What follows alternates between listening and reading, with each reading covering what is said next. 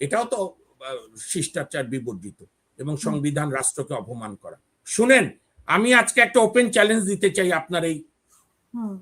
আপনার এই জনপ্রিয় অনলাইন পোর্টালের মাধ্যমে।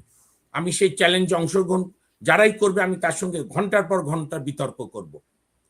একটু শুনে নেন। ৭২-এর মূল সংবিধান, যেটা বঙ্গবন্ধু অ্যামেন্ডমেন্ট করেছিলেন প্রথম সংশোধনী ৭৩ না ৭২-এর ৪ নভেম্বর যেটা গৃহীত হয়েছে, ওইখানে বঙ্গবন্ধুর নাম লেখা নাই, ৭ই মার্চের ভাষণ যুক্ত নাই। এগুলো পরে শেখ হাসিনা করেছিল, যার জন্য এই অবস্থা।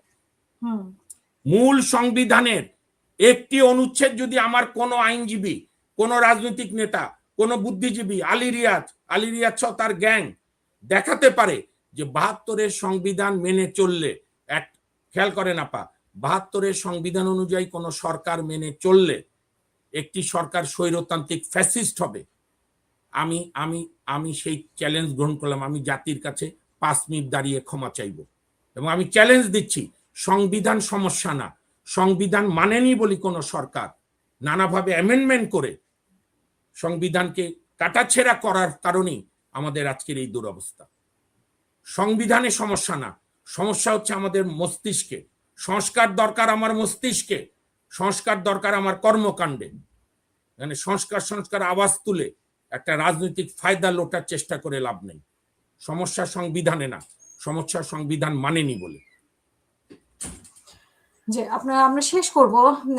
ডক্টর ইউনূস যেটা নিজের ব্যাপারে করে নিয়েছেন, ওনার কি আসলে ভয়ের কারণে করে নিয়েছেন, বা এটা টিকবে কিনা, নিজেকে ভিভিআইপি করে নেওয়া, এটা শেষ পর্যন্ত টিকবে কিনা বলে মনে করেন কিনা আপনি, বা কেন ওনার কি আতঙ্ক কাজ করে কিনা? শেষ পর্যন্ত আমি কখনোই আমার এই আইনজীবী জীবনে বা আমি একজন রাজনৈতিক সচেতন ব্যক্তি হিসাবে আমি কখনোই কোনো লোক সুযোগ সুবিধা নিলে এটা নিয়ে খুব একটা, আমি মনে করি তার অভিরুচির উপর নির্ভর করে, তার এটা করা ঠিক হয়নি।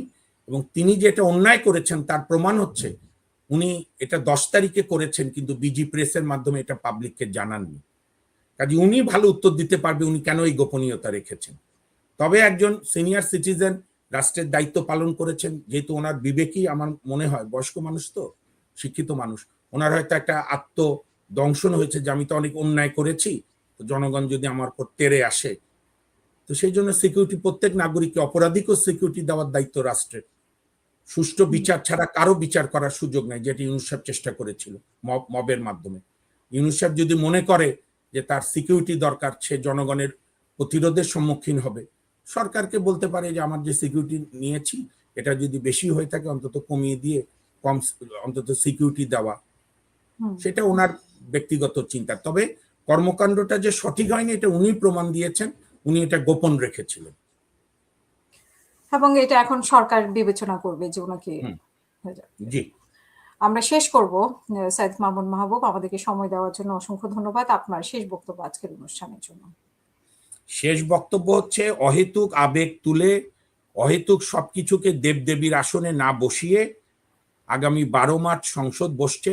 সংসদের প্রথম অধিবেশনই যতগুলো একে অপর প্রত্যেক রাজনৈতিক দলই নির্বাচনের ম্যানিফেস্টোতে বিভিন্ন সংস্কারের কথা বলেছে, তার মধ্যে যারা বিজয়ী দল তাদের দায়িত্ব বেশি, অর্থাৎ বিএনপির দায়িত্ব বেশি। আমি দেখলাম যে বিরোধী দল থেকে ডেপুটি স্পিকারের কথা বলেছে, আমি এটাকে সাধুবাদ জানাই। বিরোধী দলের উচিত এটা গ্রহণ করা এবং সংসদের নানা কর্মকাণ্ডে যাতে দুই সরকার দল এবং বিরোধী দল, দেখেন একটা প্রবাদ আছে পার্লামেন্টারি ডেমোক্রেসিতে যে পার্লামেন্ট বিলংস টু অপোজিশন, অর্থাৎ পার্লামেন্টে বিরোধী দল যাতে ব্যাপকভাবে কথা বলার সুযোগ পায়, বিভিন্ন বিষয়ে মতামত দিতে পারে। আমি নিশ্চয়ই বিশ্বাস করি জনাব তারেক রহমান প্রধানমন্ত্রী প্রশ্ন উত্তর পর্ব সপ্তাহে একদিন রাখবেন, যেখানে এমপি সাহেবরা ডাইরেক্ট প্রশ্ন করবে। এবং গত 30-35 বছরও পার্লামেন্টে যে খালি বন্দনার গান হয়েছে, প্রথম সংস্কার এটা করা দরকার। এটার জন্য তার সংবিধান সংশোধন লাগবে না, যে নেতা নেত্রীর প্রশংসার চাইতে কাজের আলাপ করা, কারণ ওই কর্মঘণ্টায় প্রচুর জনগণের ট্যাক্সের টাকা খরচ হয়। আমি কয়েকবার অধিবেশনে দর্শক হিসেবে গিয়েছি, একটা বিশাল বিলাসবহুল ভবন, সংসদ ভবন, তো সেটার জন্য প্রত্যেকটি মিনিট কাজে লাগে, সংসদ যেন জনগণের চিন্তার প্রতিফলন ঘটায়। এবং জুলাই সনদের যে মেইন কথা রাষ্ট্রের সংস্কার, সেটি এই সংসদে বসেই করতে পারে, জুলাই সনদ বাস্তবায়ন করতে পারে। এর জন্য কোনো ইললিগাল প্রেসিডেন্ট অর্ডার দেওয়ার দরকার নেই। এবং আমরা সংস্কার চাই, এটা পরিষ্কার মেসেজ।